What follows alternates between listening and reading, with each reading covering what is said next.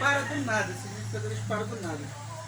Agora pegou. Não, deu de bater ontem o creme, mas fica muito pesado, muito gato ele.